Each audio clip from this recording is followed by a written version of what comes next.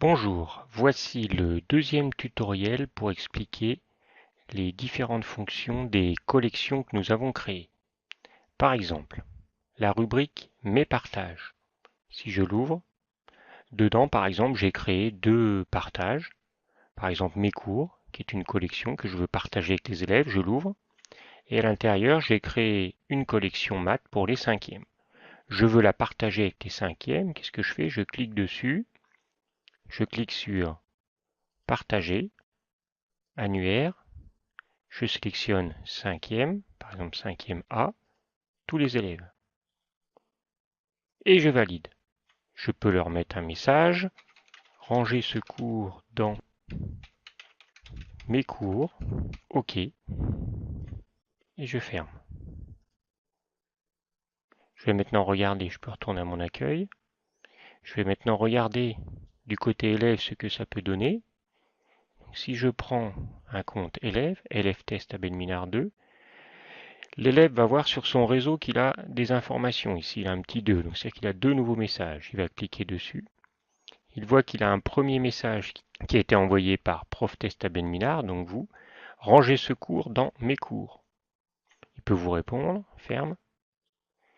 Et le cours est ici, quand il clique dessus, vous voyez le contenu du cours, il a la possibilité d'explorer ou de s'abonner. Donc lui, il va s'abonner et il va aller ranger ça dans mes cours. Et il ferme. Et maintenant, s'il retourne dans mes cours, l'élève maintenant est abonné à votre cours. Et automatiquement, dès que vous allez faire des modifications, il va pouvoir voir le contenu de votre cours. Alors, attention, nous avons donc fait un partage vers les élèves. Maintenant, si toutefois un autre professeur veut voir votre partage, il le peut. Je me connecte avec un autre compte. Je vais aller ici dans Rechercher. Je vais marquer le nom du professeur à rechercher. Je vois ici Prof Test Abel Minard. Je clique dessus. Là, c'est des collections privées. Si je clique sur Mes partages, je vois mes cours. Je vois le cours de maths. Et si je clique sur le cours de maths, je peux le consulter puisqu'il est en partage, donc n'importe qui peut le voir. Et je peux aussi, si je veux, m'abonner et le ranger dans Partage par exemple des autres profs chez moi. Ça me permettra de suivre votre cours de maths. Donc, quand on partage un cours, vous envoyez le lien aux personnes auxquelles vous désirez partager votre cours, mais les autres personnes du groupe Abel Minard, prof ou élèves, peuvent quand même aller voir vos cours et s'y abonner en allant rechercher directement dans votre nom vos dossiers partagés. Donc il faut faire attention de ne pas mettre des contenus qui ne doivent pas être par exemple visibles des élèves. Maintenant, le dossier partage des autres profs. Par exemple, vous avez ici un message dans mon réseau, vous cliquez, vous voyez que voilà, Monsieur Nuc vous a envoyé informatique collège. Cliquez dessus, donc c'est un partage de collection. Vous pouvez vous y abonner ou explorer. Donc là, vous allez par exemple vous y abonner et placer ça dans partage des autres profs. Ça vous permettra, vous, en allant dans partage des autres profs, d'avoir accès ici à toutes les ressources informatiques que le correspondantiste pourra mettre à votre disposition. Cette rubrique sera exactement la même pour les élèves. Et vous voyez qu'ici, dans cette collection, le correspondant a quand même une collection à lui qui est privée, que vous ne pouvez pas voir.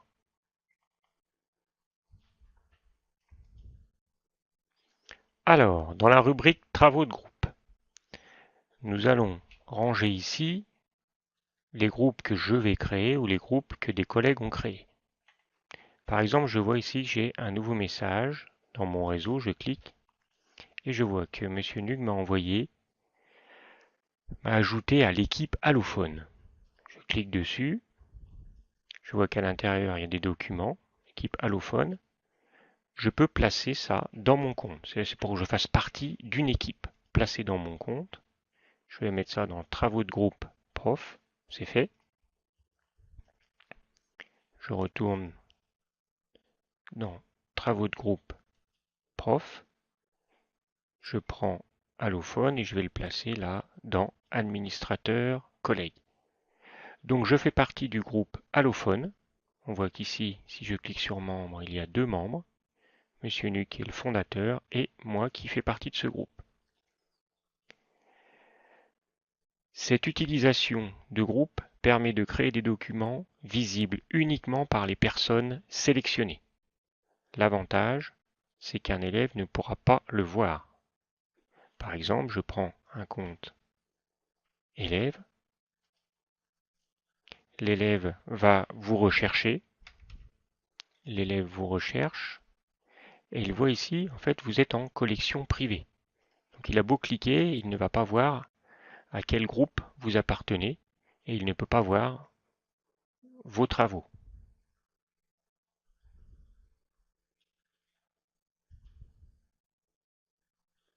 De même, ici vous avez créé un groupe par exemple échange maths. Si vous voulez donc le partager avec des collègues, vous allez cliquer sur faire équipe, ajouter des membres, professeur, et là vous allez choisir avec quel professeur vous voulez pouvoir travailler dans ce groupe. Et vous pouvez leur envoyer un petit message.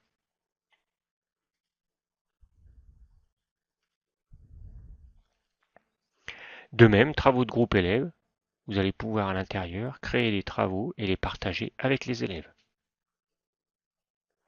Je résume. Partage, c'est une lecture seule par tous les utilisateurs. Par contre, tout le monde peut voir les partages, profs et élèves. Partage des autres profs, c'est la même chose, sauf que c'est les autres profs qui partagent avec vous des documents, mais aussi peut-être avec les élèves. Travaux de groupe permet de créer des groupes fermés, mais attention, dans tous les groupes, les utilisateurs peuvent créer, supprimer, modifier les documents. L'administrateur a quand même la possibilité de remettre des documents effacés en cas de problème. Travaux de groupe pour les élèves, la même chose mais pour les élèves, et puis la partie privée dans laquelle vous rangerez tous les documents que vous voulez trier ou avec l'arborescence que vous voulez.